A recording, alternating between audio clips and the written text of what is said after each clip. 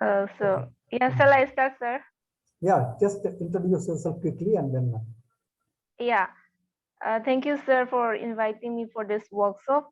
Yeah, it's me, Riona Sinam. I'm doing PhD anthropology under Alok sir, and I'm from Manipur. And I'm working on the informal sector in Northeast, migrant in Hyderabad. That's all, sir. Thank you, sir. Thank you, Riona. Next, Prashant. Good morning, sir. I am Prashant Vijay. I joined university in 2019 and I am from Allahabad. My research area is malaria and interrelationship between ecology and health. Okay. Faninder. So good morning, sir. Myself, Faninder. I have completed my MA Anthropology in this university.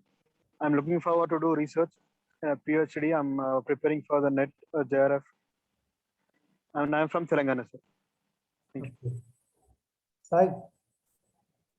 Karan. Good morning, sir. And I thank Alok sir and Shivprasad sir. And I'm Sai Chiran. I'm doing MPhil Anthropology. I have completed my integrated masters in linguistics. Right now, I'm working on pedagogical challenges. Ganesh.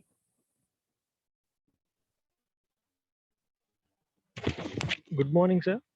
Okay. Okay, Ramesh, please start. First of all, thank you for inviting me for this workshop, sir. And I'm Ramesh from Political Science, and I have done my MA from 2019 to 21, sir. I have completed, and I'm looking to do a research course, PhD, and I'm from Telangana. Okay. Thank you. Ganesh.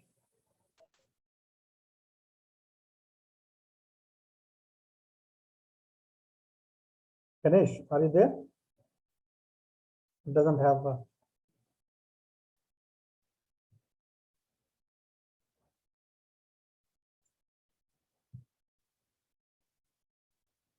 Yeah, quickly introduce yourself, Ganesh. There may be... There are two more students. I just spoke to them. I think they're just joining in. They're having some. In the meanwhile, I think we will begin. Okay. So that there will be enough time for Ms. Tuti to handle the session. Yes. How much time would you require, Ms. Tuti? So 45 minutes is more than enough, because if it was a offline session, it's different. So we can just sure. Maybe one more has joined.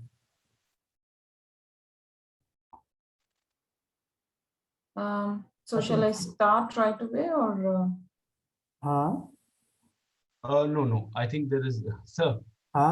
Which one? So yeah, the session will begin, but we have to introduce the speaker. Yeah, I will invite you. Surya, please introduce yourself. Welcome to the session. Thank you, sir. Sorry, mate. Dhruti Garu, sorry, there's a bit of confusion on this online thing. Sorry. There wants Mr. Surya Mr. Surya Niragati. If you don't mind, can you switch on your video? We would like to see you for a minute or two, and then we can. And please introduce yourself, and then we'll begin the formal session. No, I will have a small this thing, and then invite Mr. T for the session. I think one more has joined, Satish. Surya, are you there? Satish, yeah, both of them. Yes, sir, I'm there. Yeah, you can put on your cameras, video. Yes, sir. My network is not nice. If it is possible, can I introduce by? At least tell about yourself briefly. Sir, my name is Surya, sir. I'm doing my management PhD in University of Hyderabad. Very good. So I worked as a IT employee for 2 years. After that, I am into this research. Oh, very good. Very good. Thank you, sir. Satish.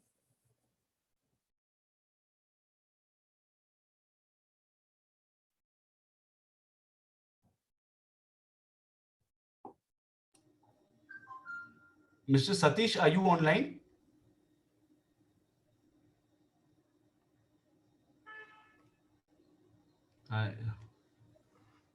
Join. Yeah, we have also Deeptu who's joined in. Ah. One more person. Okay, maybe he must be facing some technical issues.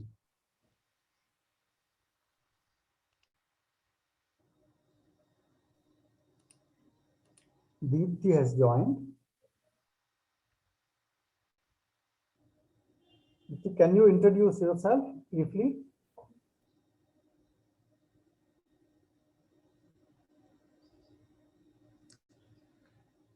Miss Deepti, are you there?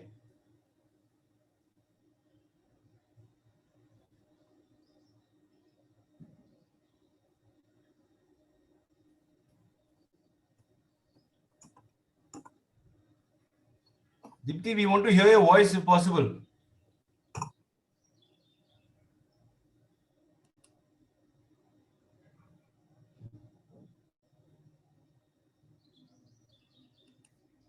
I think there could be this problem. Yeah. Audio problems. Fine, sir. I'll let me begin. When others join, they can introduce even a little later if they require. Okay. Okay. Welcome to this brief workshop training workshop, I would call it as, on entrepreneurship. And we are very lucky to have Ms. Priti Devi Atluri, and she's from a very versatile. She has a very versatile background, and started as an entrepreneur, and then worked for an NGO in developing entrepreneurship for women from 2015, and she has also headed the Center for Entrepreneurial Development, ALEAP. It's called Association of Lady Entrepreneurs of Andhra Pradesh. It's very close to our university. As you take a turn from this thing, Nehru flyover, on the left side you will find when you're coming from that side, inside. And she worked there for about 6 years, heading that Center for Entrepreneurial Development, and especially as a person trying to design and supervise implementation of both central and state government projects directly. And she had actually groomed more than 50 startups from diverse sectors. This is very important because this is what I will give a brief intro about the project, and then I'll hand over the virtual dais to Ms. Priti. And presently, she is a senior manager, capacity building, T-Hub, and she's basically taking care of the planning of 2 programs under capacity building, which are masterclass for startups and kickstart for designing and handholding the execution of setting up incubation centers in colleges and universities across the country. And she's also heading the mentoring program of T-Hub. And we are very lucky. Thank you very much, madam. Your inputs today will help. I'm sure many of them would think of moving over from seeking employment from the governments. They will start moving over to starting something on their own. It need not be individual entrepreneurship. It could be even social entrepreneurship. I will have a very brief presentation about why the event is about, and then we can. I will hand it over to you, and you can take it up. Sure, sir. I'm sharing my. Please let me know whether it is visible. Is it visible? Yes, sir. It is. Okay. Okay. Sorry. This is basically we have a few training programs and workshops which we held earlier for the students under this project. This project is basically, it's titled as Integrated Talent Development into Innovation Ecosystems in Higher Education. And actually, this project began with me at the time of this thing. I retired from the university, from the Department of Anthropology. That was when Professor Prabhakar Rao has taken over. And we don't have that hierarchy. We are like a team. We work.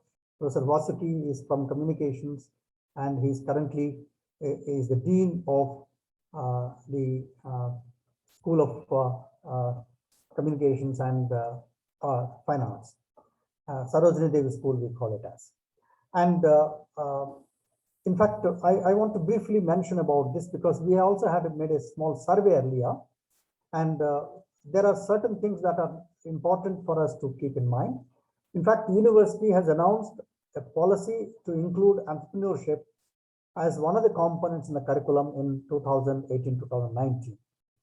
And we have courses being taught in different schools or departments dealing with entrepreneurship. You have in management studies, business economics and business economics, hospital management, anthropology, and media and communication, and many other this also, because I've just listed only a few in which specific courses are designed.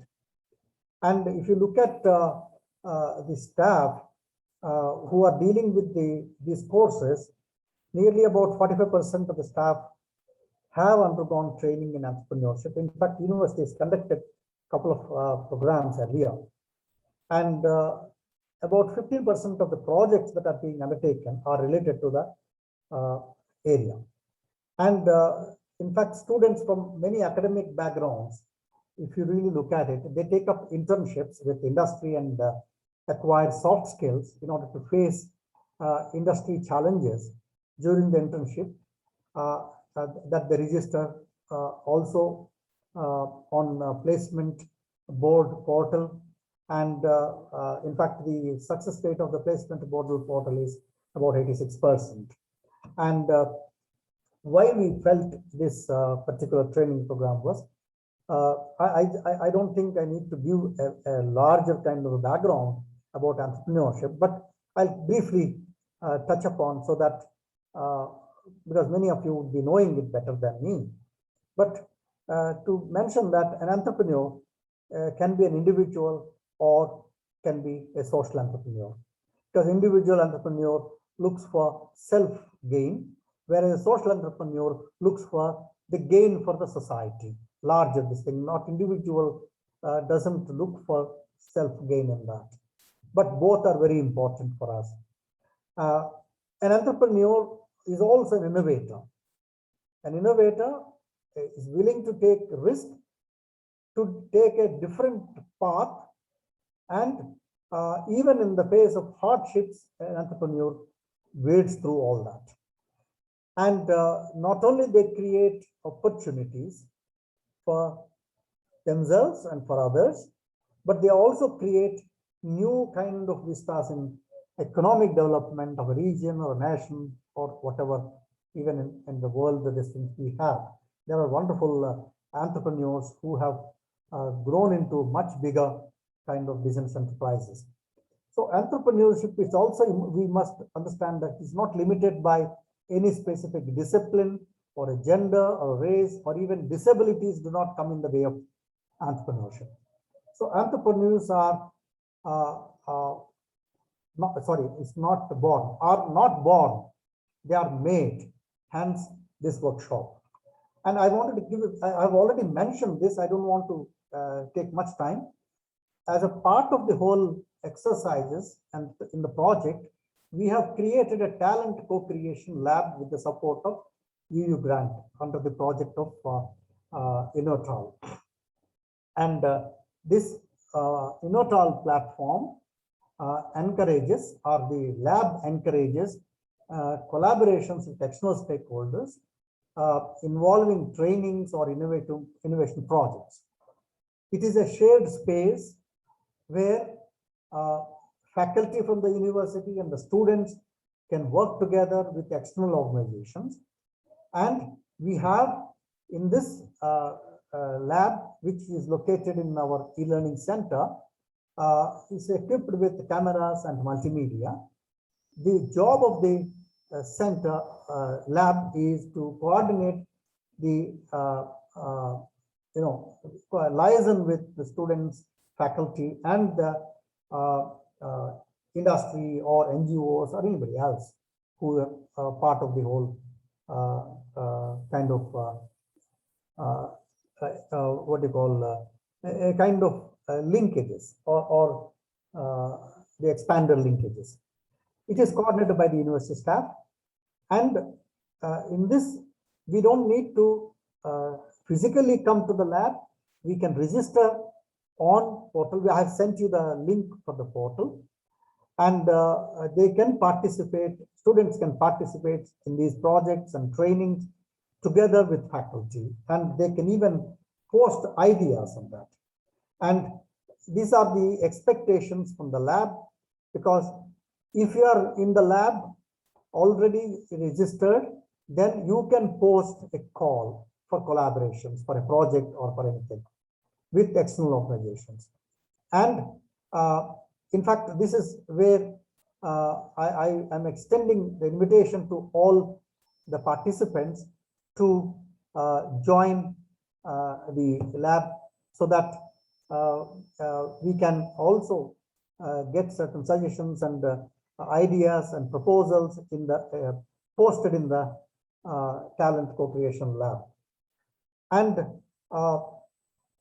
in fact, the lab particularly encourages ideas and proposals for live innovation projects. That is, companies, NGOs, or public organizations can present a real-world business or social problem for a research team of students and faculty to solve.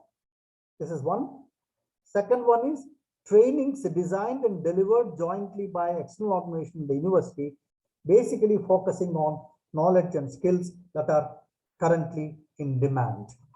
And we have also linked to this is the student volunteering center. In fact, that there is a center coming up, and then we had university agreed to, in fact, we had long discussions, university agreed to link that with the Innotal platform through our Innotal lab. And then this service and the volunteering centers are basically there to collaborate with the non-profit and community organizations. The intent of this is to create opportunities for student volunteering, because volunteering is also important part of social entrepreneurship. And it will help students describe and assess the skills that they gain during volunteering, and the ideas that they gain through this, so that the volunteering becomes more attractive, and linking that clearly with employability skills, etc. So interested external organizations we have contacted many, and we have tie-up with many of them, and you can see many of these members, including the government and industry. CII is one of the part of it, that is Confederation of Indian Industry, Telangana, and this is what to create opportunities, etc. So this platform that I was talking about is basically through Talent Co-creation Lab and the Student Community Center and Volunteering Center will be combined in that. It will be a platform to help cooperation between university and interested external organizations. This platform provides information and gives access to new proposals and initiatives for collaboration. and it will allow all registered participants to develop jointly new ideas for cooperation and work on projects. So the platform is open to all interested companies, NGOs, public organizations, community organizations, and entrepreneurs. Of course, the students and the university fraternity are part of it. And this is what it is. I'm just briefly introduced about the idea why we are holding this. And I will stop sharing this. And then now I invite Ms. Tuti because she got a background of what we are looking for. And I'm very glad to have you. And the floor is yours now. Thank you, sir. Thank you, Dr. Shiv Prasad, for those kind words initially about me. And I feel humbled to be in this gathering of academicians and would-be academicians. What caught my eye in your presentation were two things. 45% of the staff of the university, they're honorable academicians and dignitaries in their own part as an academician. They were trained as in the entrepreneurship development. That's most important, because how much ever we speak to our students about being an entrepreneur rather than a job seeker, it's the academician's part to understand what happens in the world outside to motivate these students towards that path. That's very enlightening to me. And another thing was the entrepreneurs are made, not born.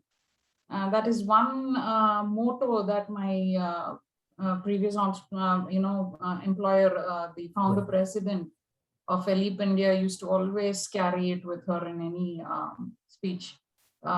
So those are really points that I feel close to my heart. And thank you for giving me this opportunity. And I will go to the heart of the matter. Let me start the sharing the presentation of mine.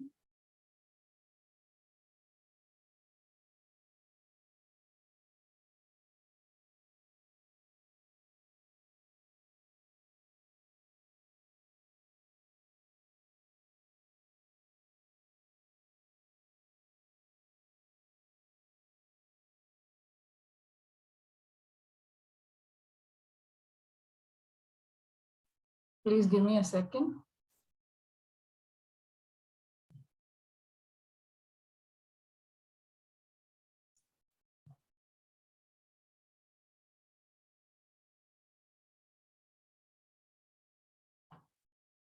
You have any difficulty in sharing? No? It came and yeah, went I'm off. just sharing. So. It came and went off.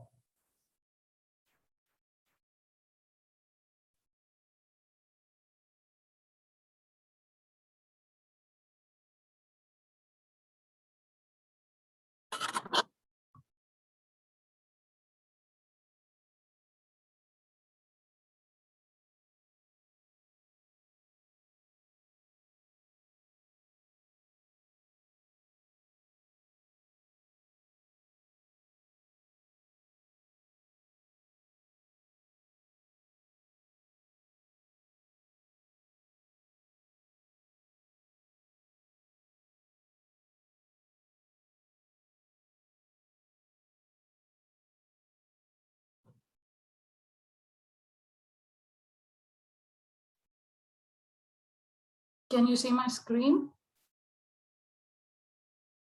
Yes, ma'am. It's clear. Yeah. Yeah. So today we'll go with entrepreneurship. Who is an entrepreneur? I'd like everybody to join and answer this, or the entire presentation. Could you tell me, or anybody join in and tell me who is an entrepreneur?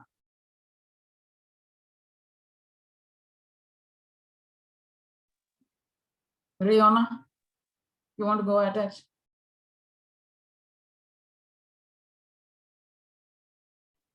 Okay. See, an entrepreneur is basically somebody who grabs an opportunity and sees an opportunity to make a profit.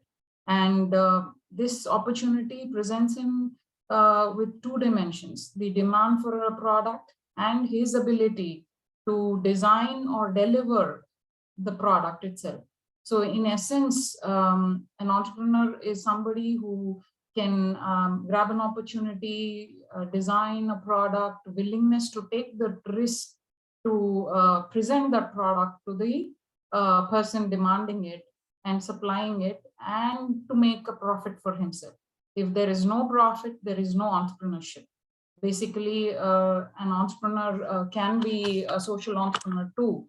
But again, even in social entrepreneurship, there should be an element of profit or sustain to keep that initiative alive or sustained. So demand and supply are two things, or the essence of entrepreneurship.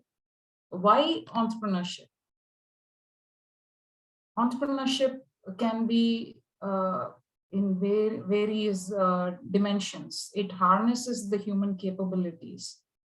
People have just been, until recently, maybe a decade ago, people were only told to seek jobs.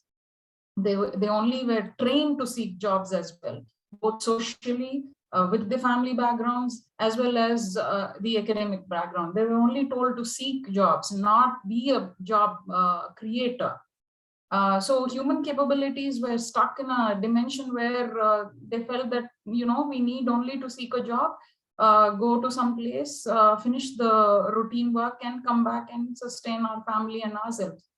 But from a decade ago, the initiatives by the government, entrepreneurs themselves, honored entrepreneurs who've been doing business for decades since our independence, they felt the need that we need to create entrepreneurs in the new world, wherein technology harnessing is being done. Advancements in technological fields are being harnessed to create new enterprises with different capabilities.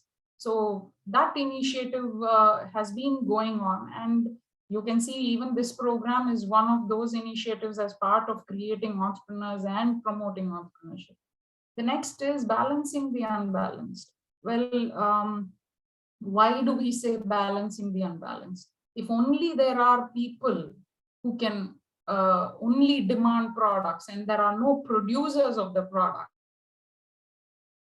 there is an unbalanced environment in that market. Of course, there should be a demand, there should be a supply. So when I say if there is a consumer, there should be a producer. And what if we are only going at it in the terms of being a consumption society, consumer society? There is no producer. What will happen to that? There is an unbalance created by ourselves. So we need to balance that, and that is why there should be producers, entrepreneurs to produce those products. It can be services, it can be products, it can be software, anything. Next is breaking the monopoly. Wherever you see in a market, if there is a monopoly, the consumer is at a great disadvantage. We only have one product with a certain limited features. The price might be high. They might not suit your needs also. And the logistics aspect. If that product is only made, a producer can't supply his product all over the world to every nook and corner of any place, to one single person staying somewhere in the remote villages also.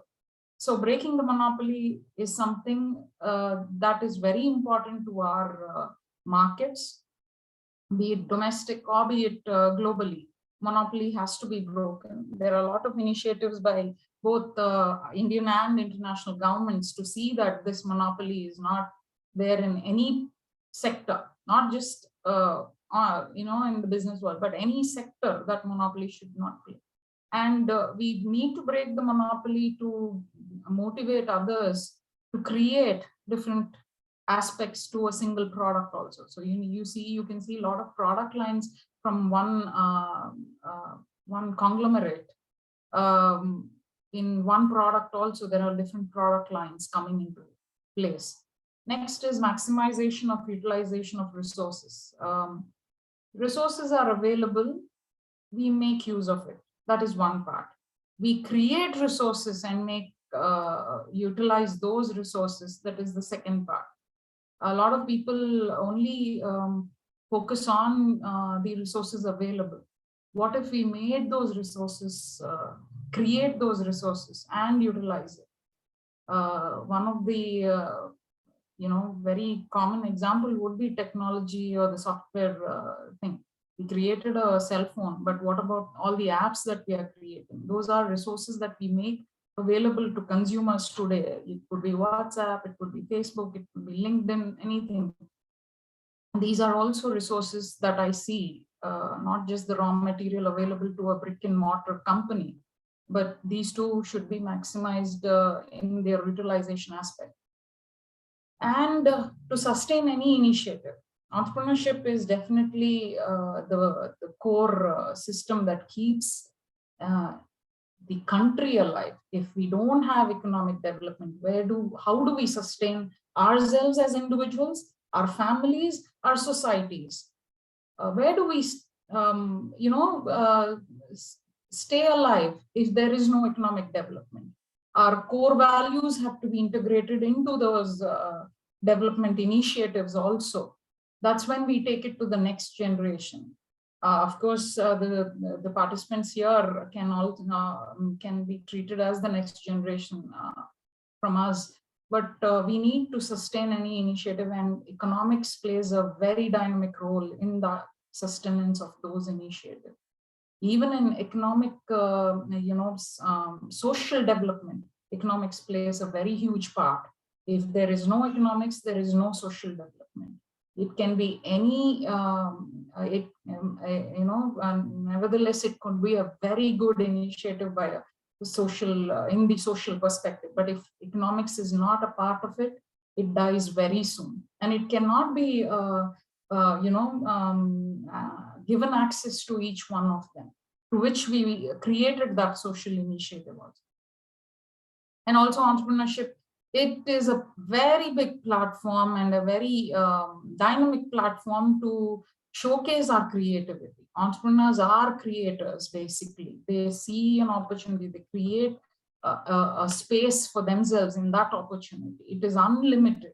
The space is unlimited. You cannot say, okay, in the field of soap manufacturing, there are 10 big, huge behemoths in our country itself. Why not some entrepreneur make a natural soap, out of natural products? There are, individual players, even if there is Unilever, Hindustan Unilever, or, any other company. There are individual players in this field where they promote natural soaps.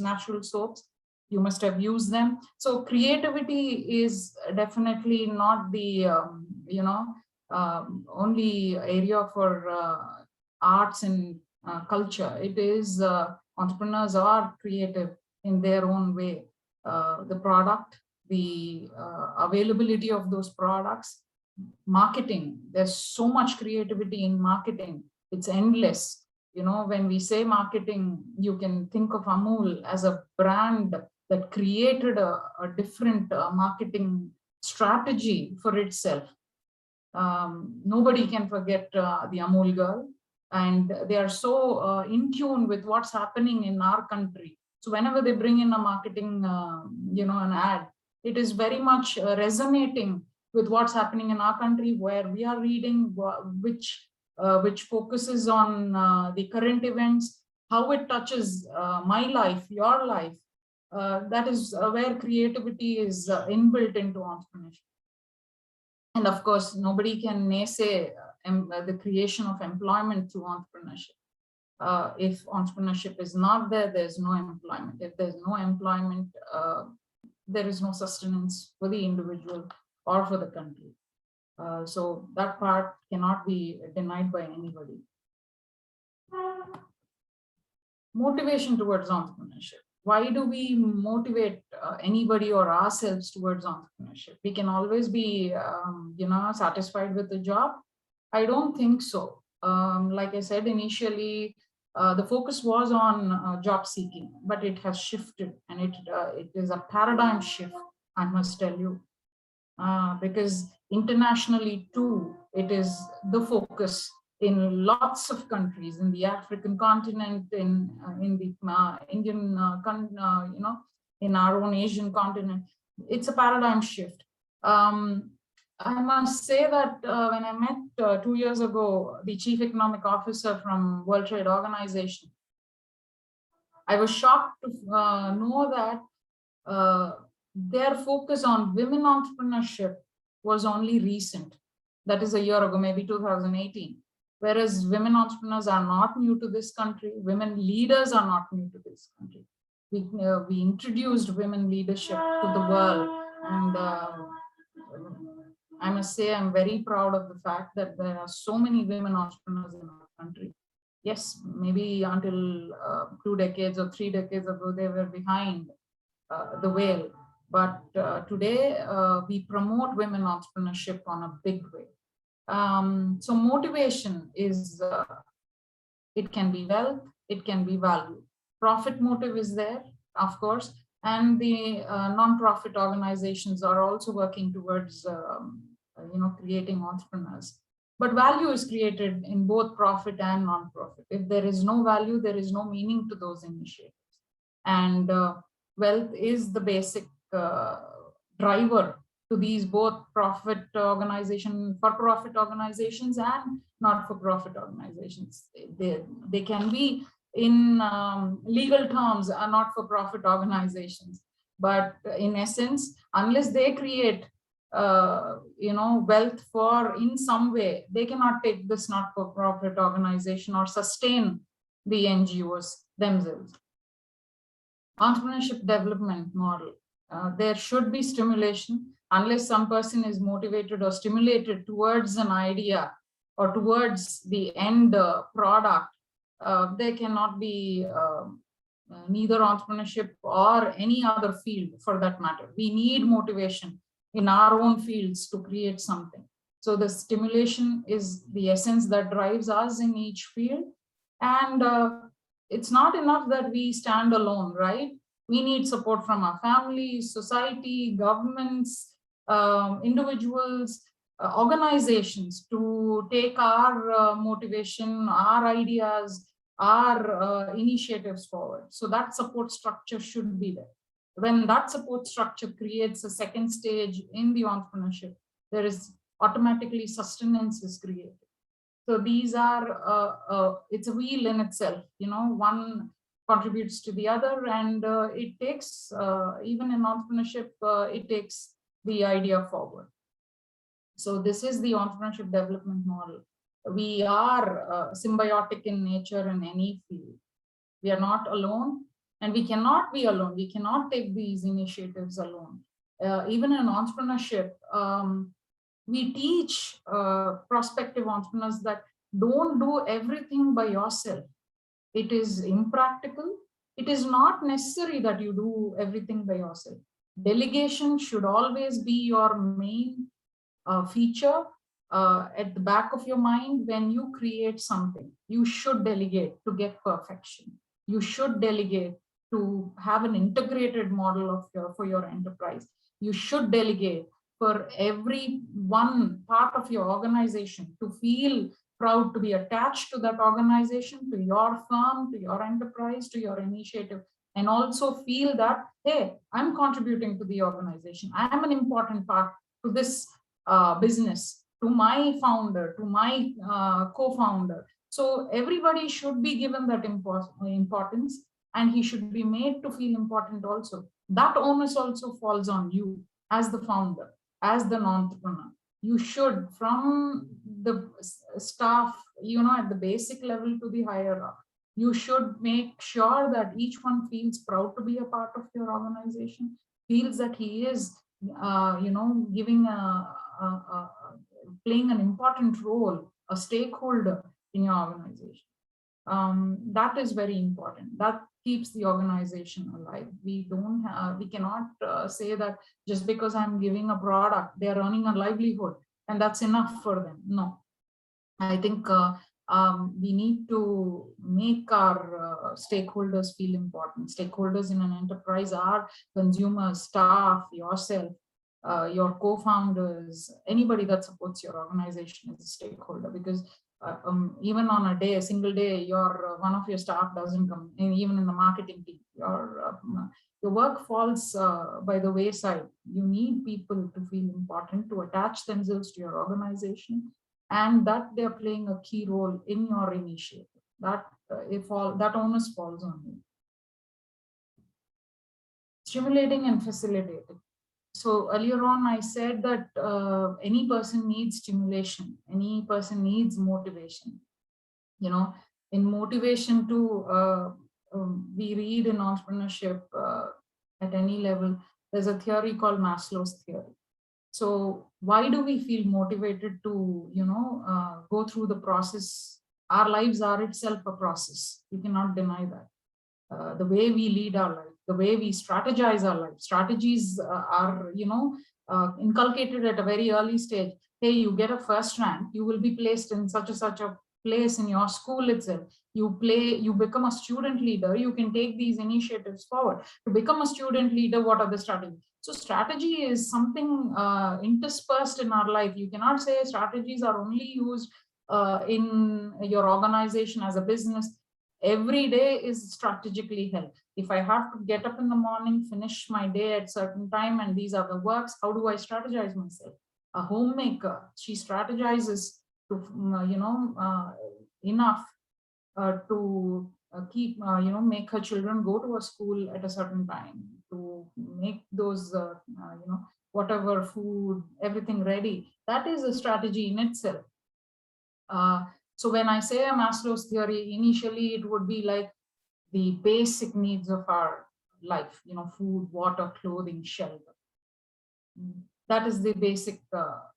When we achieve that, the next part, we need motivation to go to the next part. That itself is a motivation. I need to achieve more than food, water, shelter. What do I do? So wherein comes the, the belongingness.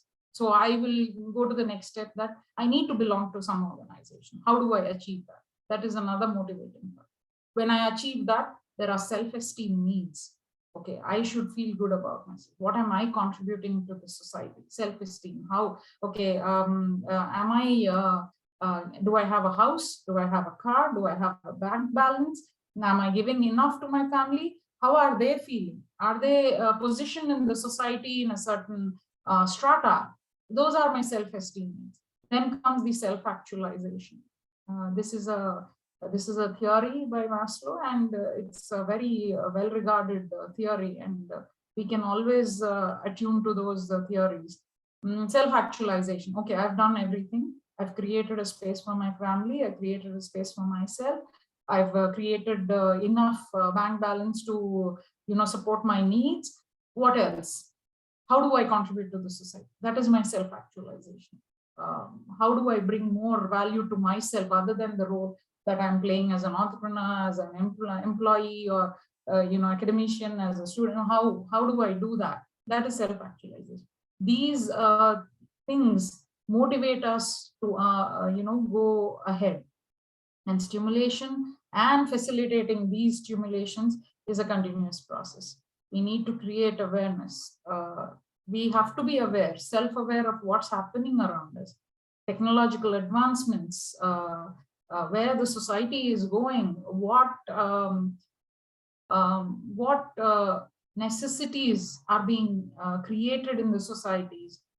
Do we need to have a structure for something to alleviate poverty? These are the things that we need to be aware as an individual, as a combined organization. Our family itself is an organization. We fit into that structure. We cannot do this individually. So we need to be self-aware about what's happening. And when you're aware, you create and you sense opportunities. Don't you think? Okay, there's something that we need to do for the villages. How do we elevate the poverty? So where do you sense an opportunity? How do you elevate poverty? It could be a small initiative. How do you do that?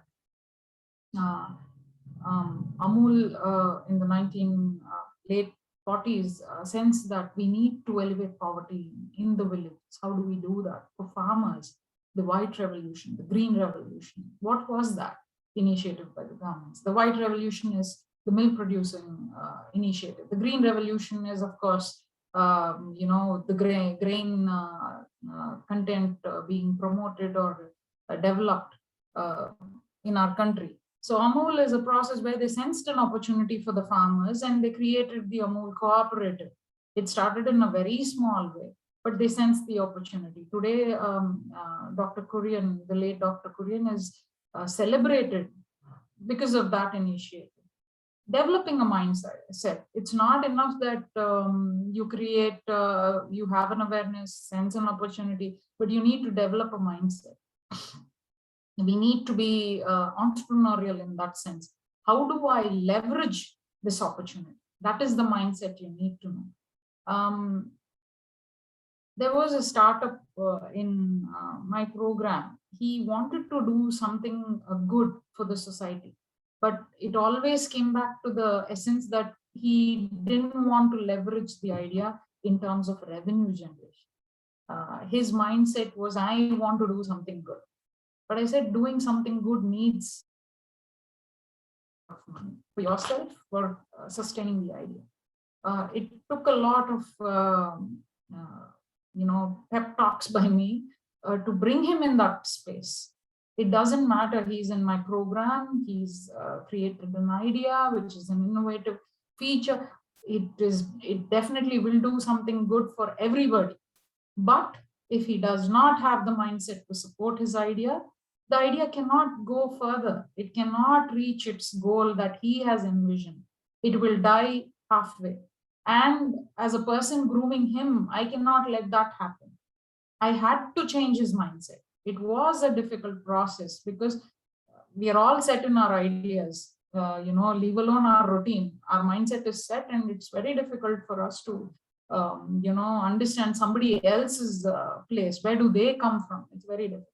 So we need to develop an entrepreneurial mindset. That is very important. Whatever you see, you feel, leveraging an opportunity, you should think, how do I create a revenue path for this idea? Launching the enterprise. It takes a lot of planning, organizing, developing a process. It's not easy to launch an enterprise. Basically, you have a lot of planning goes into it. Be it the licenses, the policy, the policy decisions of the government also play a huge part in launching any enterprise, because unless we have certain incentives, certain grants, certain policies in place, nobody would be happy to take up an entrepreneurship, because it's as it is, it's difficult. And if we don't have certain incentives, it's difficult to carve a niche in a niche market itself. So governments take a lot of pressure on themselves to create those policy decisions and bring it into implementation. So when launching an enterprise, you need to make sure that the management processes are in place. So planning, organizing, controlling. The controlling features are very important because quality has to be controlled. Processes have to be controlled. These are the steps in management process while launching an enterprise. When you're managing an enterprise, a lot of things come into place. Sometimes they come into place, sometimes they don't. Why they come into place? Planning again is a basic platform that you have to initiate. You have to be very careful, but sometimes however careful you are, there are some things that will definitely go wrong, because there is human nature, there is market dynamics into place, there is policy decisions. So when you're managing an enterprise, it goes from labor, machinery, revenue, marketing, all brand creation, all this happens. So when you're managing, your own capabilities are put to a test. That's when you emerge as a leader, because you need to know that you can handle any difficult place, and that too to a successful area. If the degree of success is low, managing becomes difficult. You need to understand that. You need to take in external support that is definitely plays a part. You can't say that, hey, I'm an entrepreneur, I don't have to depend on anybody. A lot of people think that when they say that, hey, why should I, I hear a lot of people saying that in a job, I have to keep hearing from my supervisor, a superior. If I become an entrepreneur, I don't have to, listen or bend down to the demands. Sorry, the entrepreneur has to be, he is the king and the peon on the same day. He has to play so many roles. It's not easy. And when I say it's not easy, I'm not demotivating you. It is an uphill task. Not to say that being in employment is not so easy or as well. So, but it gives you the freedom to create. It gives you the freedom to channelize your energies. It gives you the freedom to give employment to so many people. And at the end of the day, when you've achieved something and for yourself, you can say, hey, I feel satisfied. Yes, I did something for myself. I did something for the society as well. That satisfaction, I don't think you can get in a job. The freedom is not there, maybe. So that part, I would definitely say in an entrepreneurship, freedom is a very integral to it. And coming to sustenance of enterprise, yes. Today, when you develop a market for yourself, it's not the same tomorrow. The market dynamics keep changing. It fluctuates. You could take the humble TV. When it was introduced, it was a black and white feature. It had only one channel. Today, the television has grown to such an extent that, I can say that I've seen a feature where it can be rolled into like a mat. That was not easy. That was not easy to develop. So sustaining the enterprise, how did they manage to keep themselves relevant in tomorrow's market is something an entrepreneur has to think way, way ahead. He needs to be a soothsayer himself. He needs to understand that what is going to be coming at him next. So like a soothsayer, he has to predict the market in a certain degree and position himself, his enterprise, to combat that future. An entrepreneur is no less than a warrior. He has to defend himself, his enterprise, his employees, his family, everything, his society, his country. They are an integral part. That's why when two countries, when they are on a trade initiative, they take a delegation of entrepreneurs first when they visit any country.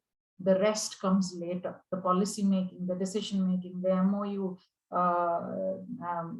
exchange of MOUs, all that comes later. But first, they take a delegation of entrepreneurs to understand the trade markets in that country, as well as to promote your own markets in that foreign country as well.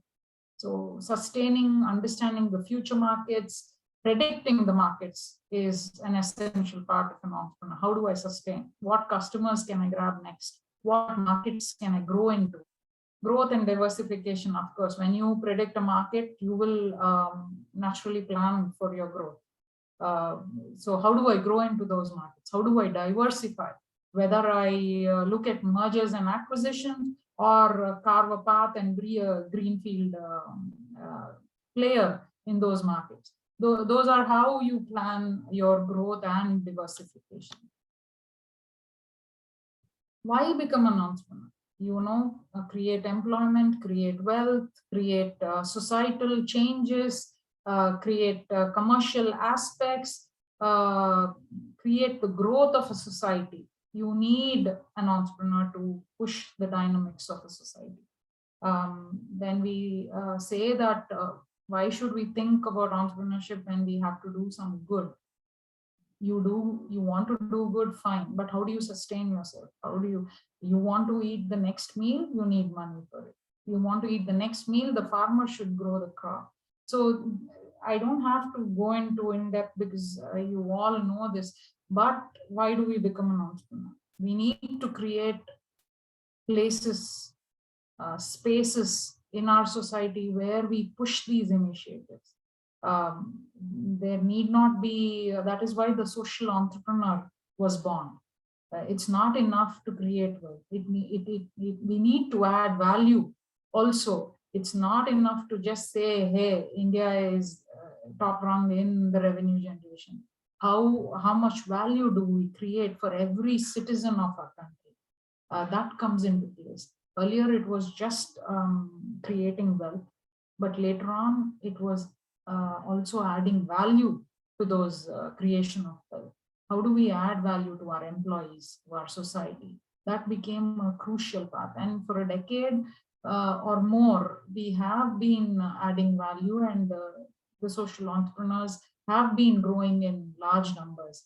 And I appreciate the fact, the tenacity that goes into building a social enterprise. It's not easy to create a for wealth enterprise itself, but when you think of a social initiative as the backbone of that enterprise, it takes tremendous willpower, tenacity on that person to take this forward. When it's a social enterprise, you need to also change the mindset of the other person, the policymakers, the stakeholders, the people that you're giving this, bringing this initiative also. It's not easy for people to say, hey, I'm doing this initiative, come and join. How many people will join? There is a lot of, push against such initiatives. There are a lot of people who will discourage you, who will say, this is a time waste. Even families will say, what are you doing for yourself? Where is your life going? It isn't easy. And for social entrepreneurs, it's much more doubled against, the tide is against them, and very much so. That is where we need entrepreneurs in different fields, different initiatives, different backgrounds. It's not just, if you have a management background, that's enough. But we need to also understand, if we are going to come up with a drug, the person behind it should have an understanding of the science as well. To be part of such sectors that, yes, academicians have become successful entrepreneurs and in guiding lights, leaders in every field, that today we have created a place for us. Who can become an entrepreneur? Anybody. They just have to have the right mindset, the willingness to work ahead, work towards it. It is not going to be easy. It is an uphill. It's easy. If it comes easy, we don't give value to it. If I'm going to say today I'm sitting here addressing such a honor Delhi audience, I would say that there is some toil behind my work here. I have done some work. So when you want to create something for yourself, definitely you have to have the right mindset, the perseverance. Even you as a student, can anybody say that you're not putting that hard work? No. Today, where you're here in this a platform listening to all of us, you've done some hard work. We cannot take that away from you. So even an entrepreneur, he should have the willingness to work any place, any role. An entrepreneur cannot say, hey, I put in money, so I cannot take up the job. No, he has to be a path breaker. So he has to have the risk-taking ability. That is a very huge factor in this entrepreneurship pie. I must say, the risk-taking ability is huge. How do you predict that you will come up successful while taking that risk?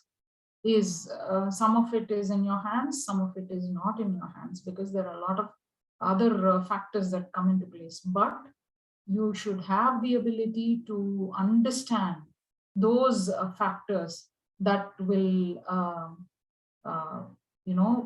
balance the risk in your favor or against you. That understanding only you can develop. It need not be ingrained, it can be developed. That is why we said entrepreneurs are made. We are bringing initiatives, each organization, governments are bringing initiatives to make you understand entrepreneurship. So, hey, listen, there is a risk factor involved. How do you deal with those risks? These are the SWOT analysis, the strengths, weaknesses, the other external factors. So that is why a SWOT analysis takes place. So you should understand risk from a multi-dimensional way. And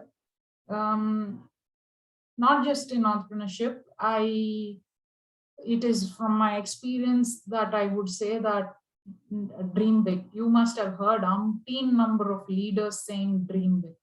And yes, their own stories are, their legendary stories are motivations for us and case studies for us. Please believe sky is the limit. Only you, if you say, I want to achieve 100%, maybe you will touch it at 99. And you have to dream big. If we don't have a Tata saying, I want to have an aircraft company for my country. Where was India when he started that initiative? We were a nascent, a newborn when we compare ourselves to other countries like the US and the UK when in 1945 when we gained independence, and Tata said, let me have an aircraft company. It was his dream. If he didn't dream that, where would that initiative take place? So please believe that you can do it. That is part of your motivation. That is how you motivate yourself. There will be innumerable obstacles in your path, but when you do climb that obstacle, learn to climb. You have to take the support of n number of people. Learning is a continuous process in the life of an entrepreneur. Even when I say, okay, I created a $2 million enterprise, how do I make it a $3 million enterprise? How do you learn to make it a 3 million enterprise? Only then you will touch a 10 million mark and later a billion. That is how we keep exploring ourselves, new initiatives, understanding, growing, educating ourselves every day. I never say that I cannot learn, I haven't learned from a layman. I cannot say I only learned from a teacher. I always take my learnings from anybody I come across. He can be younger than me. He can be younger than me. He can be a subordinate. I always keep myself open, my mind open to new ideas, new dimensions, new thought processes. My subordinate can have a different thought process. I may not have thought of an area from that point of view. He brings a fresh perspective. I keep myself open to those fresh perspectives. I keep learning. This I say in a very humble way, that I never say no to anybody just because of his role or designation, even outside or inside my organization. I learn from my sub-staff or house help or somebody more than me. I never say no to my takeaways or learnings. So please keep yourself open. Please aim high. Keep aiming high in any arena that you enter. Traditional points. Always, traditionally, entrepreneurs have always had family backgrounds. Even I had a family background. I'm a third generation entrepreneur. I cannot take away that. I've learned from my father. I've learned from the way he's handled businesses. I cannot take away from that. You could come from a teaching background. Your parents could be academicians. You cannot take away. Why do you have to take away that? There was a certain point when we started pushing away from our backgrounds. There is nothing to shy away from our backgrounds. We take different learnings from our backgrounds. And we broke the rule that a lawyer's son should be a lawyer only, right? But there is no necessity to shy away from backgrounds as well. You can feel proud of that. My learnings have been different. I was a I am a third generation entrepreneur. But when I started thinking for myself, my self-actualization goals came into play. What have I done for myself? How do I say that, yes, My grandfather was a business person. My father was a business person. That was relevant until they gave me a good life. They gave me a good education. They gave me a certain freedom because of those economic, structures and safety nets. Yes, I had that. So I had the freedom to do my own things. But I carved out a niche for myself when I said I went for a job in an NGO stating, bringing these experiences into play to create the new generation entrepreneurs, to give women from different varied backgrounds the motivation, the confidence to say, hey, your idea is not bad. Let's give it a try. Please think of it in the terms of creating revenue for yourself. I've seen so many women, they have been strong in their educational backgrounds, but they were self-doubting themselves as an entrepreneur. Can I take this idea forward? How will I take this idea?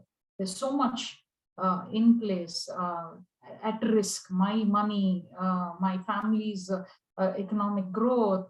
If I'm not going to a job, that part of the amount is not being contributed by me to run my family. There were women who had who were scientists in their own field. They were working for Reddy Labs. They had self-doubts, but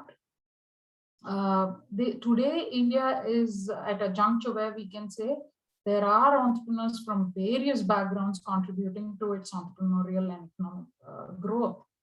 So please don't self-doubt yourself. I've had people saying, hey, I want my mother to become an entrepreneur. When this person is itself has carved out a niche, he wanted his or her mother to come into this because his mother's idea fell at the wayside to take care of the family. I've had women in their 50s, 60s creating enterprises for themselves in places like Vijayawada, Khammam, Warangal. I've had SHG groups saying, yes, there are a group of people, we women coming from different economic strata, we want to create an idea. I want to develop this. There are innumerable success stories in every organization in our country where education does not form a part of entrepreneurial journey.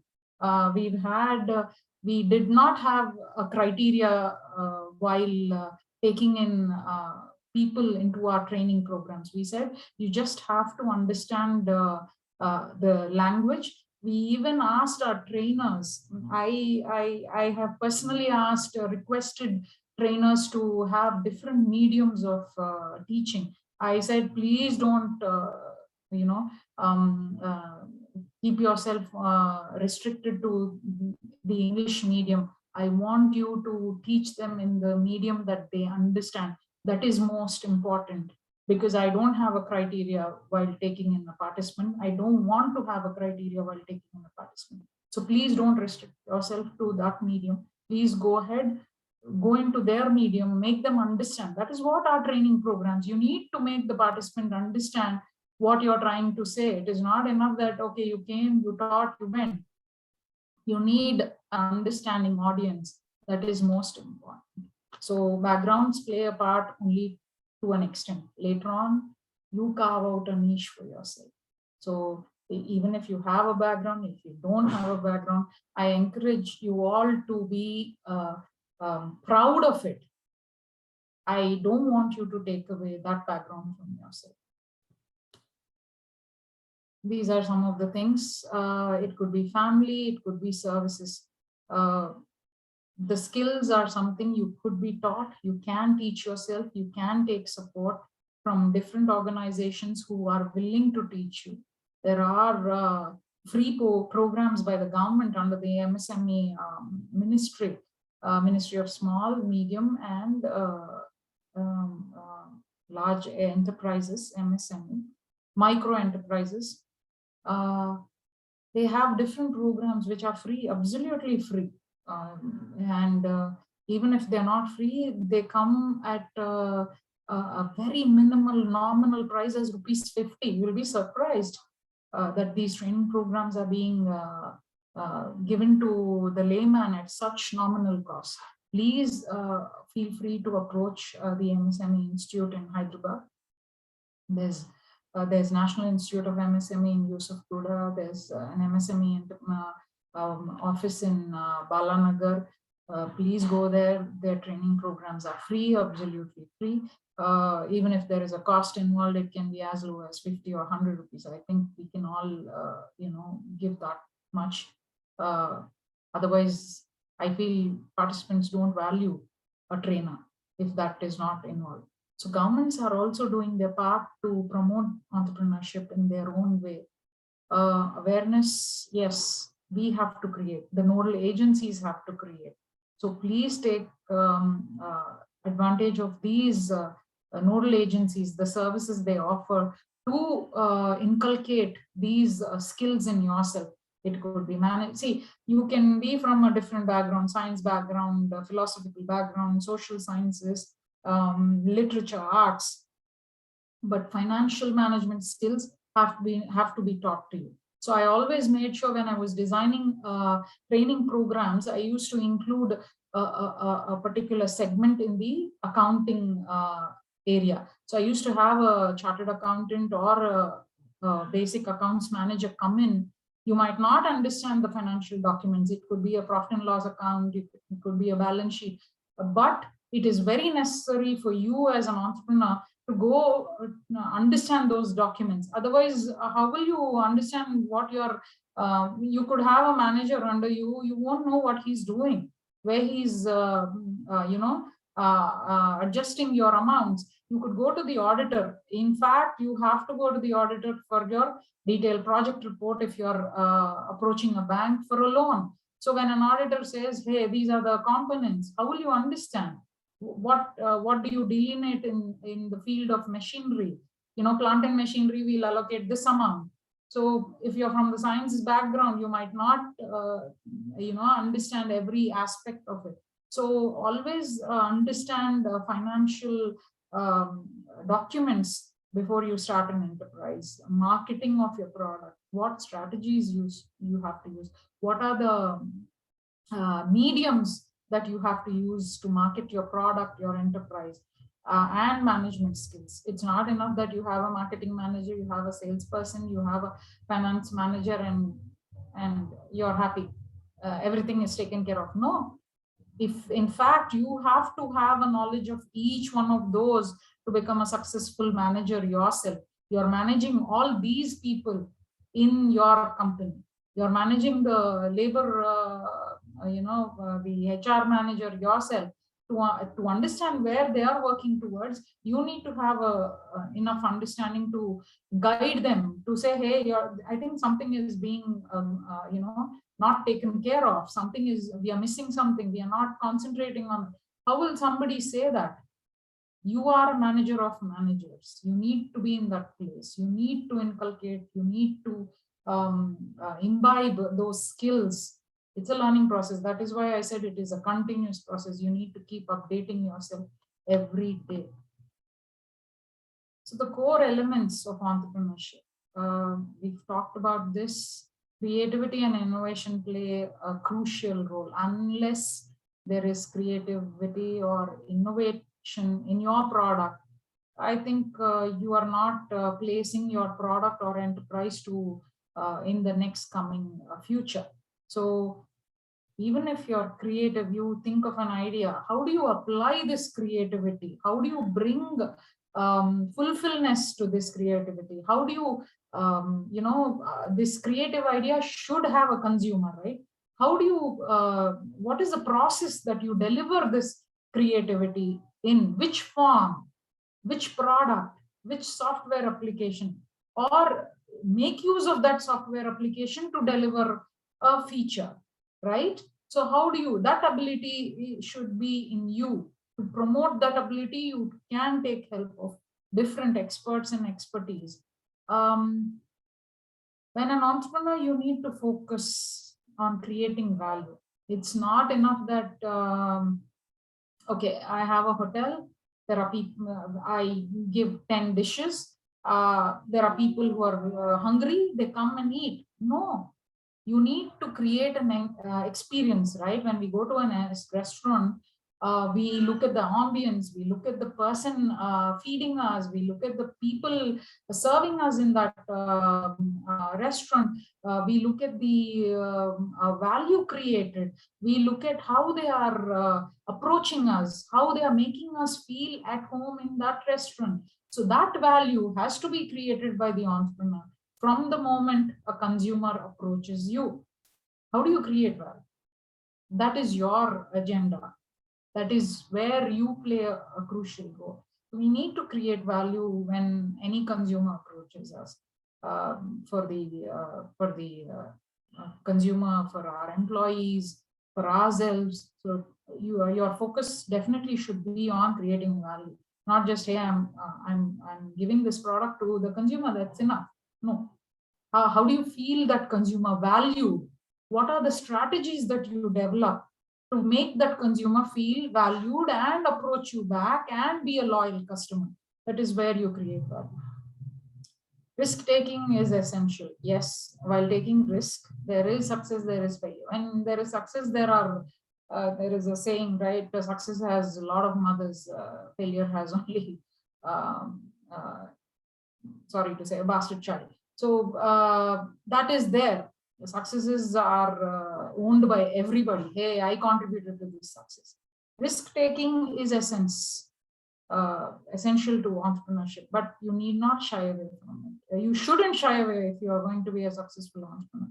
Risk taking ability is there. You need to understand the risk from different perspectives.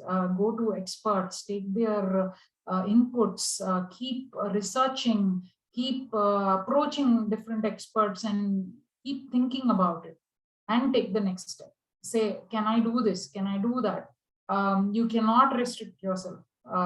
Being an entrepreneur, the first step is your ego is demolished because you're approaching another person saying, please, please buy my product. Please, please buy my product. That is what the endless ads that are thrown at you.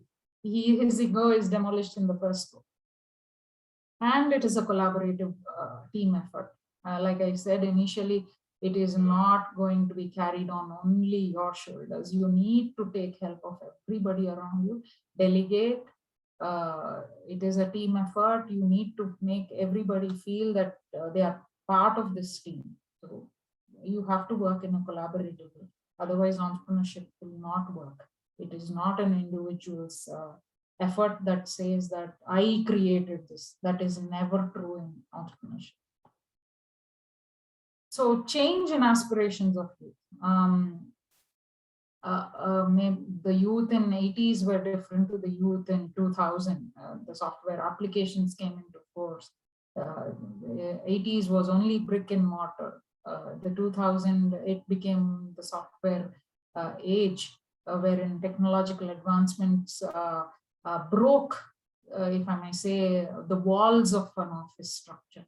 It went beyond the brick and mortar structure. So the yesteryears, it was only, I want a job. Today, I want something that satisfies my passion, suits my strength, right? We don't say, okay, I got a job, I'm going to do it because I need the money to sustain my family. Today, we are aspiring to fulfill our passion and needs as well.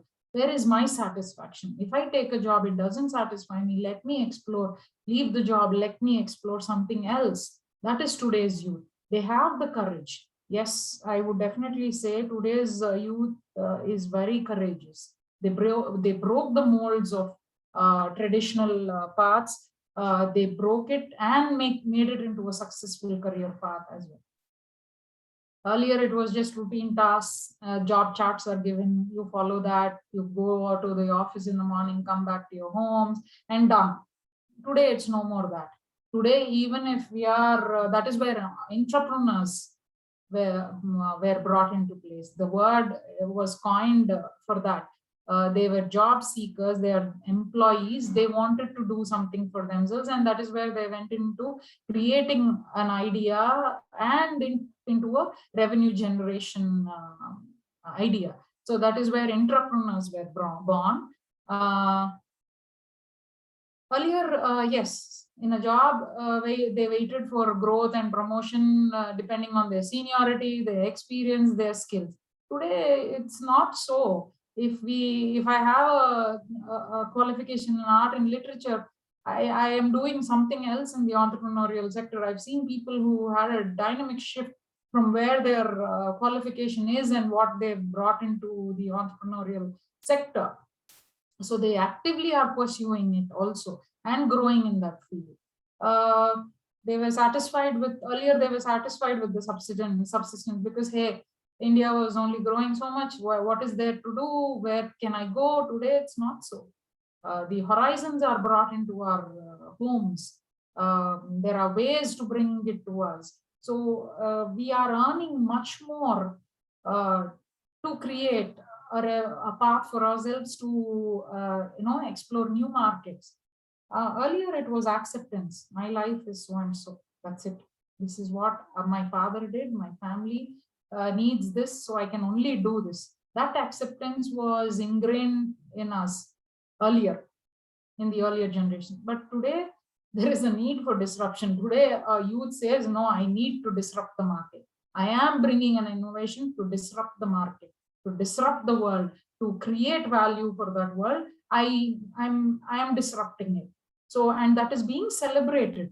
That disruption is being celebrated. Earlier they said, why are you disrupting? It is going on. Na? Why do you want to explore something? No, be happy with this. That mindset has changed. Today, the young youth are asked to disrupt the market, even in schools, families, educational institutions. Governments are saying, I need every citizen to disrupt the market, to explore, to bring economic development for the country. Management responsibility. It is not enough that you grow, you need your enterprise to grow, right? So when you want your enterprise to grow, you need to have certain skills. So on the left are certain skills that every entrepreneur should imbibe in himself or herself. These we've looked in the earlier slides. There are certain processes where you need to grow, your enterprise also has to grow. When you have those skills, you bring in planning, organization, development, structure, the org structure is developed in your enterprise, controlling. So there are a lot of control techniques that are involved in taking an enterprise successfully. There are a lot of aspects, statistics are developed to see if the certain sales growth is going in a correct way. So the controlling features need to be in place when you're going to bring in success to your enterprise. Communication. Communication in today has become the byword for any success in any sector. Unless you communicate to your subordinates, unless you communicate to your seniors or superiors, if the communication channels are not open, there can be informal communication, then there can be formal communication. It depends on what communication you choose to be effective in your area.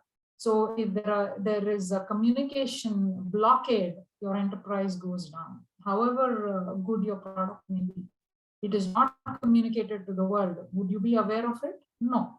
So the communication channels in your organization are also important. What your employees are feeling, what you are feeling, it has to be communicated. It has to be given to the right person also. Your communication should not be given to the wrong person. It doesn't work.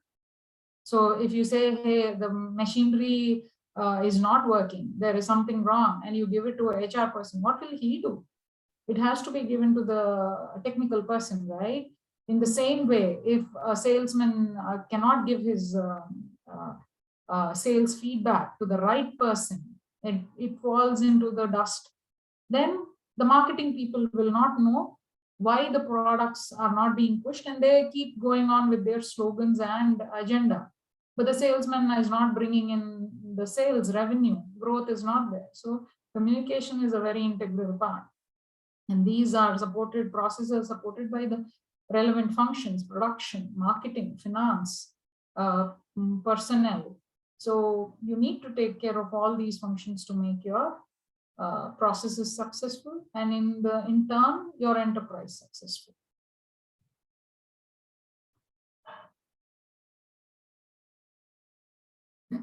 New realization. Entrepreneurship is a philosophy. The new realization earlier on, Dr. Shiv Prasad has already shown when I said it is very close to my heart. Entrepreneurs are not born, they're made. So values need to be inculcated. Entrepreneurial values have to be reinforced at a very early stage. I realized this, and I've designed entrepreneurship training programs for school children, high school children, because that is when they will need to take a decision. They come to a fork in their life early on, whether to go for this stream or that stream, how do I plan my life? So high school students have to be motivated earlier on, need to be made aware of legendary entrepreneurs in our own country, their backgrounds, how they made from a humble background to such successful entrepreneurs. It could be Dhirubhai Ambani, it could be J.R.D. Tata, it could be anybody. The leaders, we don't make political leaders out of, just yesterday. They have their own, it is a very tarnished arena area, but it is not easy to take a country as huge as us and walk along, create supporters for yourself. Leaders are not made in a day. Rome was not built in a day, right? So leaders are also not made. There's a lot of hard work, strategies, they themselves have to be kept. So in essence, entrepreneurial values also have to be inculcated, competencies have to be developed. If you have those competencies, please go ahead, strengthen them, bring in new perspective to those competencies, because it's a dynamic world. Today is no more tomorrow. That is the truth today. Entrepreneurs are change agents, definitely. They bring in new perspectives, they bring in new ideas, they change how the world perceives our country, right? Earlier it was a snake charming country. That is the perspective of our country in the early 50s. Today, we are the change agents to the world. Our software engineers have developed so many tremendous path-breaking technologies in the world. Scientists have brought in path-breaking technologies to the world. So how can this be brought in? If it is created in a lab, it has to be brought to the outside world, right? It has to be made successful. How do we make it? An entrepreneurial intervention is made to make that lab, the lab discovery into a successful product. It needs an entrepreneurial intervention. They are the change agents for anything. If a drug is to be marketed, it needs an entrepreneur. So COVID has brought in so many interventions.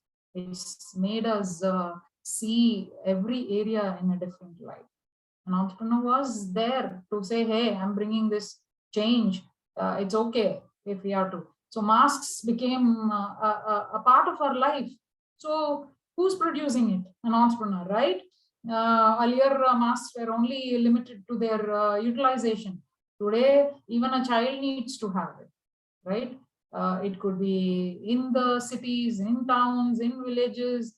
It doesn't matter. An entrepreneur has to produce it for us to have those masks, different designs. The next came the design capabilities, right? So we are change agents in every field. And today I'm thankful to various stakeholders, various path breakers, that entrepreneurship is being seen as an alternative, not just something that cannot be aspired to. Earlier, people used to think, I cannot be an entrepreneur. I don't have the money. I don't have the background. I don't have the capabilities. I don't have the structure. No. Today, we have different interventions by different stakeholders, policymakers, organizations, training institutes, academicians, educational institutions, NGOs, individuals in their own right saying it is an alternative, it can be an alternative. It should be an alternative, because not everybody can be a job seeker, right? There should be a job maker to give us all employment. So when each one of us can become a job maker, we make India proud. We make our initiatives proud. We develop strategies to take these initiatives to the outside world, right?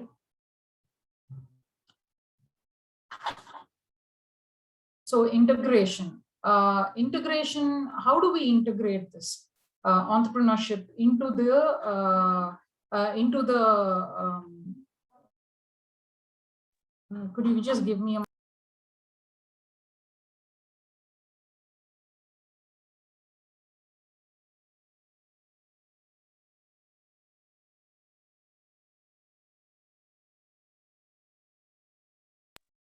sorry about that, I apologize for the break. Education, industry, rural development, technical training, socio-economic development, gender equality. These are the focus areas that all of us have to take in, you know. There was an initiative by the government where, you know, under the PM Yuva, the ITI colleges were integrated before COVID to bring in entrepreneurship development, where I humbly submit that I was involved in the designing of that initiative in Telangana and Andhra Pradesh, to be brought to the ITI colleges, wherein they were taught in the technical aspect, right? But the children needed to know the entrepreneurship aspect of their ideas also. So the government of India's initiative was brought in under PM Yuva, where entrepreneurship development programs were given. You know, they were educated that, hey, your ideas can be, you know, converted into successful models, business models. I went to a couple of colleges, ITI colleges, under this program in my previous employment. I've taken some classes for those children. Amazing. I was truly amazed. They just needed somebody to, you know, push them, give them confidence that, you know, saying that you are no less than anybody who has acquired a master's or a different qualification. You could be an ITI student, but your idea is good enough to be promoted. There are government initiatives to promote you. There are colleges, there are people to promote these initiatives. So education is an integral part. We as a country should need to make children, students, other people aware that it can be taken. Industry. It's not enough that only educational institutions bear this weight on their shoulders. The industry academia collaboration is very important, because industry brings its own knowledge to the industry. The industry showcases this knowledge in a practical way. If there is no practicality to that process, it cannot be integrated into the outside world. So industry academia partnership is very crucial. Rural development.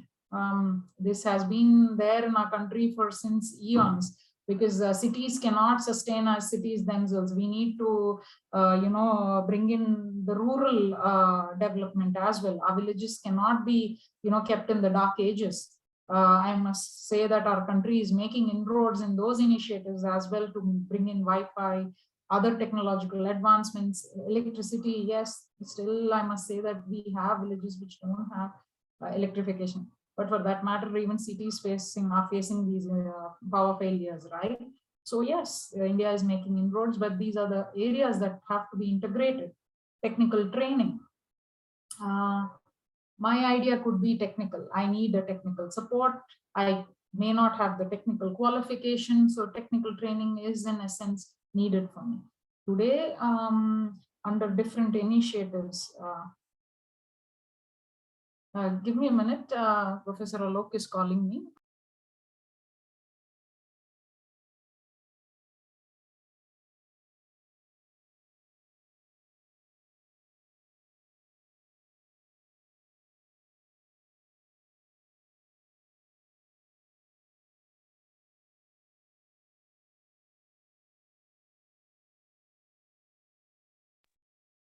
So yeah, these are the factors that we need to integrate in our society to take this entrepreneurship forward.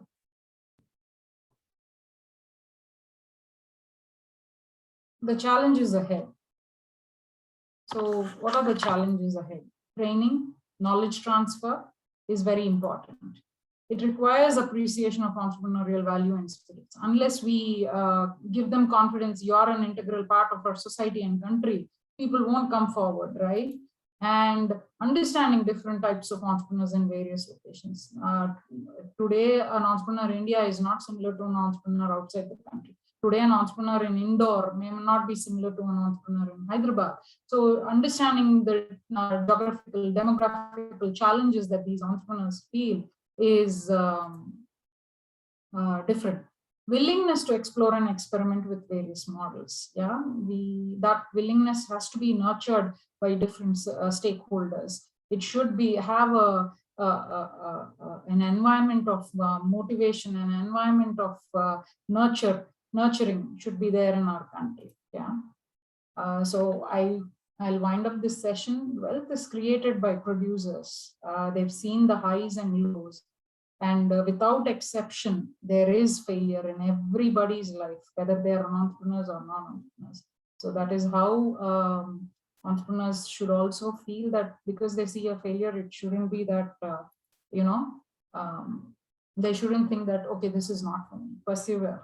I feel perseverance is very crucial to our lives. Unless we persevere, we are not going to be successful in whatever field that we choose. Dr. Shiv Prasad, on to you and others. Thank you. Thank you. Thank you very much.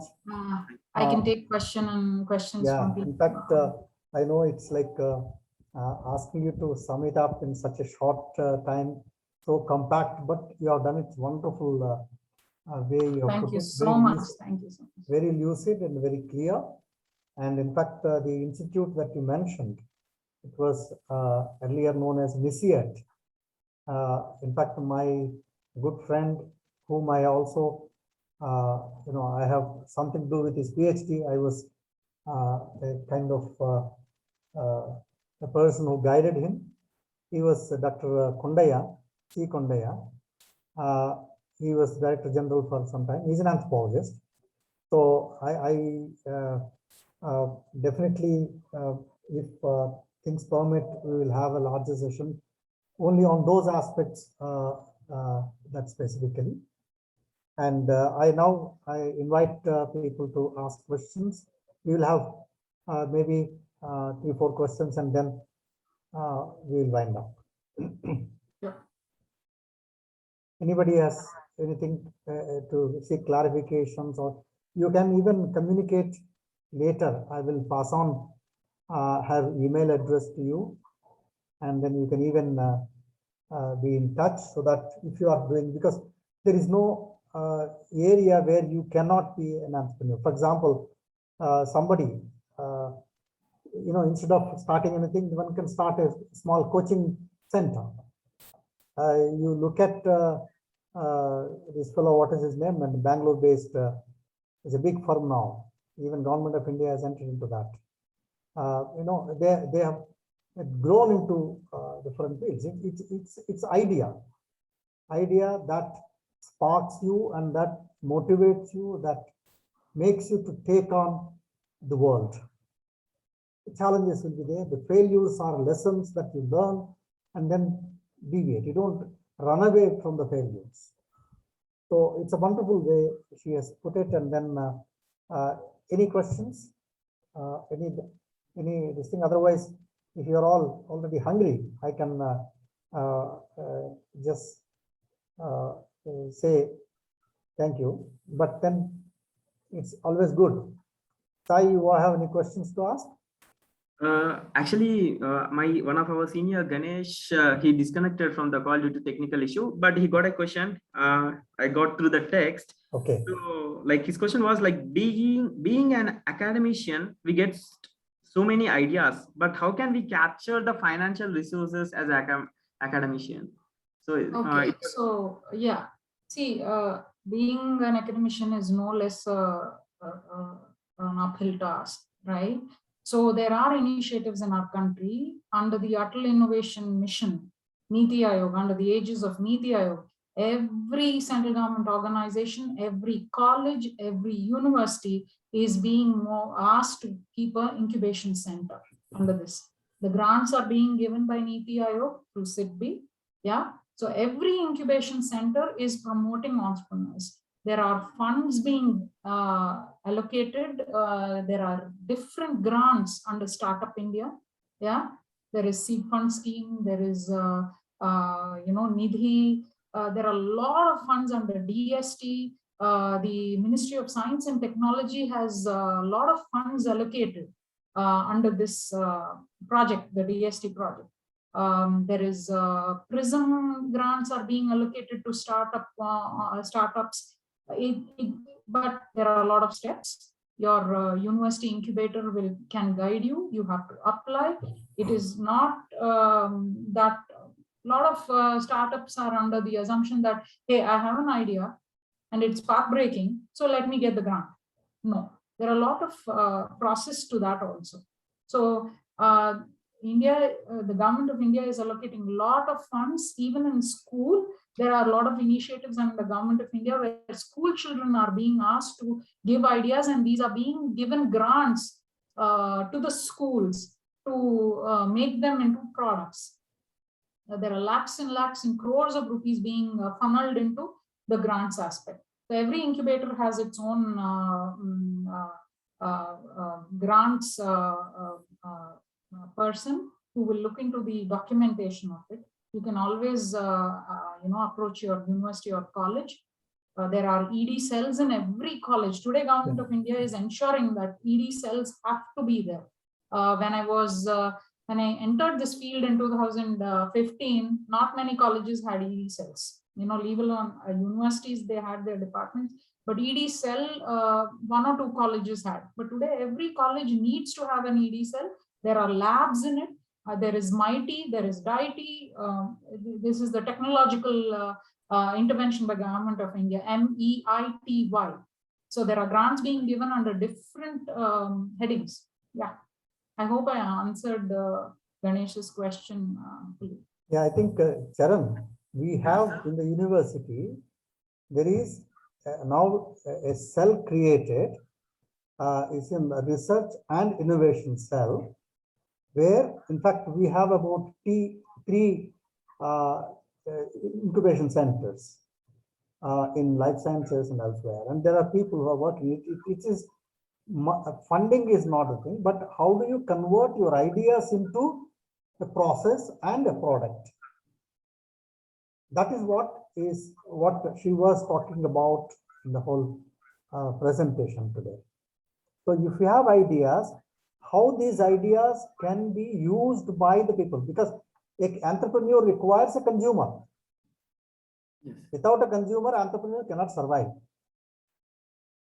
Without an entrepreneur, and a consumer cannot sustain. In fact, that's what she was telling. Therefore, if ideas are there, I would be very happy if people join in the the lab and then start putting ideas, throw it out open, and there could be a small group of people can come together and work on that. There are angel investors also. There are Hyderabad angels. Yeah. There are individuals who are in Hyderabad itself willing to, invest. Angel investors are there, but you need a correct pitch, and that has to be guided by your university, your college, by experts in this field. Every government organization today, every research institute has been given a grant of some crores of rupees to keep an incubator, to establish an incubator to help people like you, students, academicians, layperson. Any more? Anybody else? Yeah. Deepti, would you like to ask a question? Do you have anything on your mind? Deepti is from the integrated program. So I'm sorry, I'm calling out Deepti's name because I think she's. Is she there? I think she's there. Huh? She's there, sir. Yes, sir. Okay. So can you hear me? Yeah, please. Good morning, sir.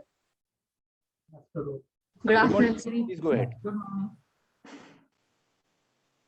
Sir, actually, basically now I don't have any question, but I got to know many things by this class. I mean, like, I don't know basically much about this entrepreneur or how to approach towards this. And by this class, like ma'am said, like there are some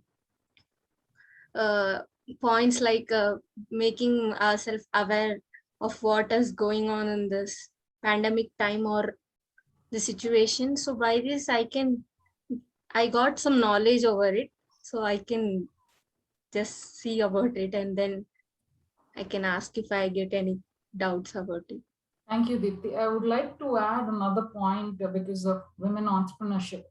There are a lot of incentives by Government of India and bank incentives. There is the, a lot of bank schemes are there for women entrepreneurs, wherein they are given lesser loans at lesser interest. There's subsidies there. There are, the margin of money is brought down for any women entrepreneur. There are a lot of schemes.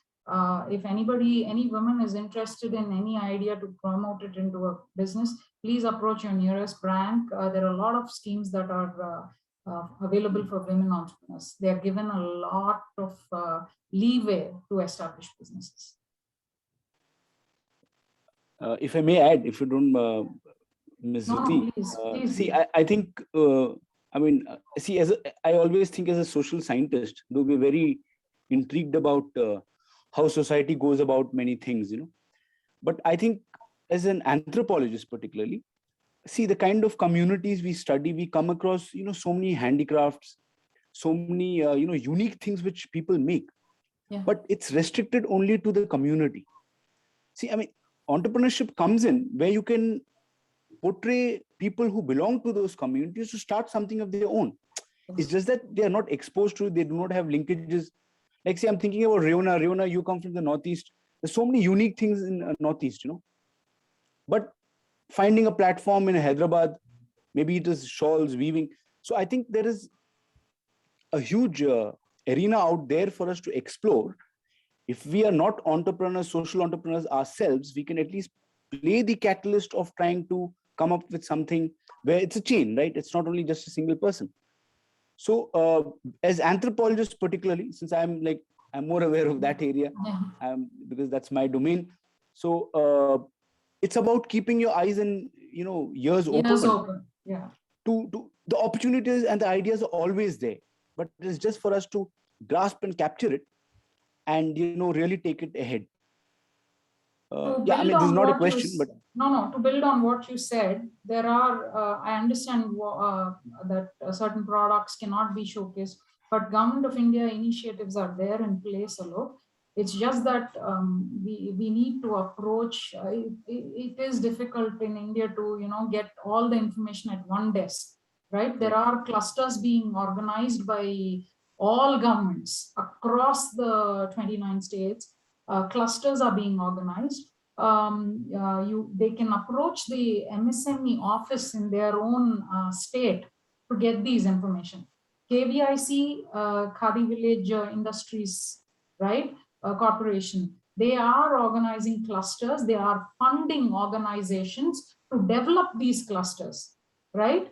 So somebody from Meghalaya, Sikkim, Nagpur, these are the these 5 eastern states have come under the a new scheme wherein a lot of subsidies are being given by Government of India to promote those 5 states in terms of culture, art, industry. There are a lot of schemes. But please approach your MSME office in your own states or your cities. Please find out. It's so easy. Google, not like 40 years ago where we have to run around, right?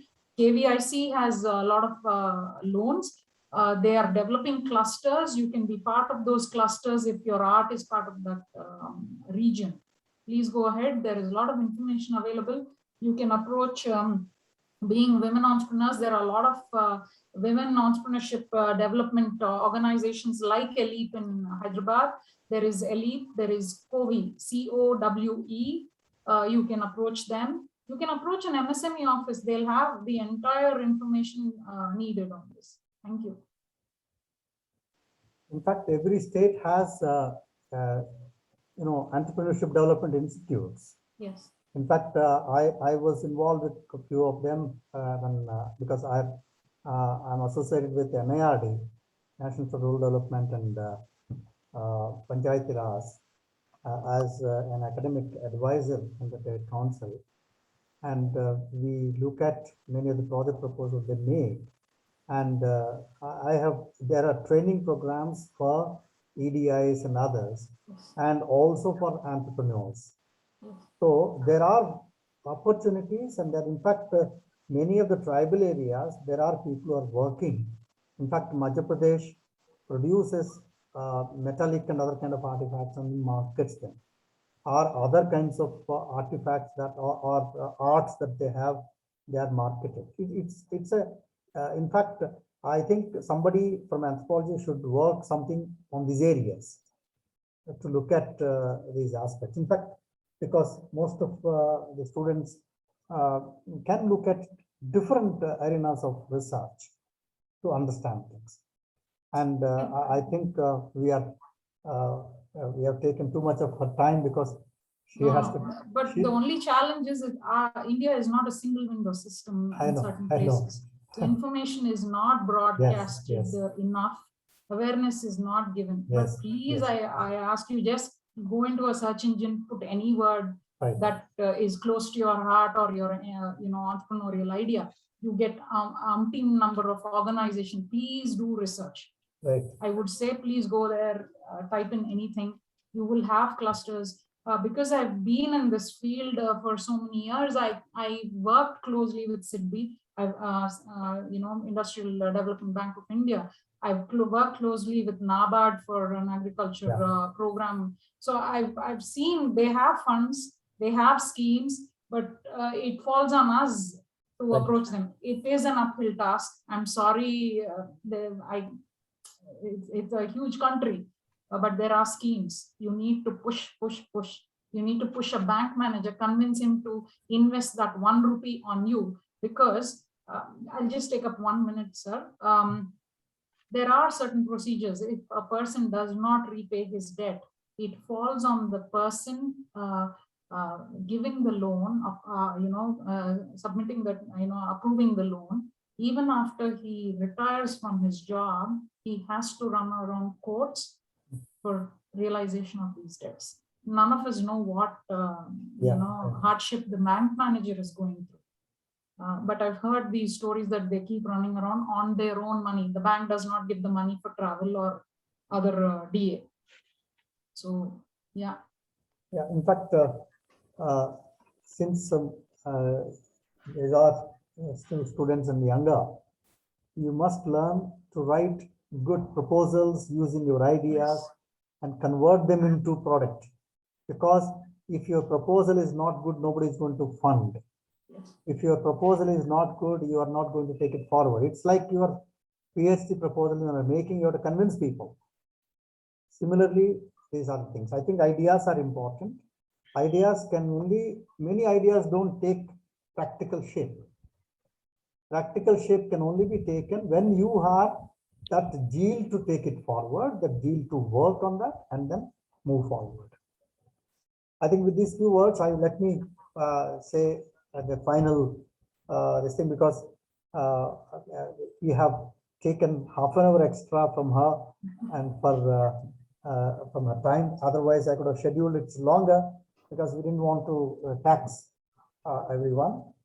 And first of all, let me thank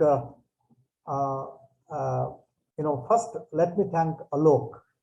Dr. Alok was, I must thank him for introducing Dhruti Garu, because it was a wonderful session. I think that time that we have is not enough. It requires 3-4 sessions, but you could put it in a nutshell and convey things to everyone. And thank you for taking time, and actually, I think your parents have kept your name very right. Dhruti is determination, Dhruti is courage, Dhruti is passion, or Dhruti is what you call, in Telugu, there are wide variety of meanings to that. And I think you are justifying your name rightly. Thank you very much. And I thank all the participants, students who have who have listened to it. And I'm sure that you will take many of these ideas forward that you have. Please register. I have sent the registration thing of our Inotal platform, where you can come up. You see, let us not think any idea is stupid. Idea is not stupid. If you think it is very not important, even, how many of us can think that one can make from waste so much of money. So ideas are important, because I have seen people, we throw a lot of flowers from in the temples. People have collected those flowers and started making agarbattis and many other products. So ideas, there's nothing, resources you can generate, create, and that is what is important. In fact, wonderful way you have put it, Mr. Dhruti, and I'm thankful to you. And thank you, everybody. And we will keep in touch. And then maybe, in fact, I was talking to Ms. Dhruti yesterday, and somebody, in fact, Alok also, we will have another session on innovations, because innovations are also important to be linked to this. Maybe we will have next week, or maybe a little later even, if depending on the kind of thing. Okay, thank you very much. Thank you all. Thank you, Dr. Shiv Prasad. Thank you, Alok, and thank you for Thank being you, such Dhruti Garu. wonderful and patient listeners. Thank you. Thank you, Dhruti Garu, and for accepting to speak to all of us, and also the students who have joined in. Yes. Because I see this is new for me. I mean, it's easy to say that, okay, entrepreneurship and all, but I think I'm also learning, and there's a lot of scope and a lot to be done, in the coming years with this. And thank you, Professor Shiv Prasad, sir, for organizing this. At least, we got an opportunity to hear somebody from the practicing side, and just not the academic aspect of it. Thank you. Yeah, Alok is also part of Inotal and project. He has been involved in different capacities. He also underwent training. I have a module on entrepreneurship developed by the Inotal project as a part of the training program given to the faculty. I think Alok was also involved in the faculty training program conducted by. We'll circulate that to every one of you, and I'll also send it to you for your comments. Definitely. So that any kind of thing we can, add value to that. Sure. Thank you all. Thank you. Thank you. I don't want to delay lunch further. Thank you very much. Thank you all. Thank you. Bye. Bye, all of you. Bye.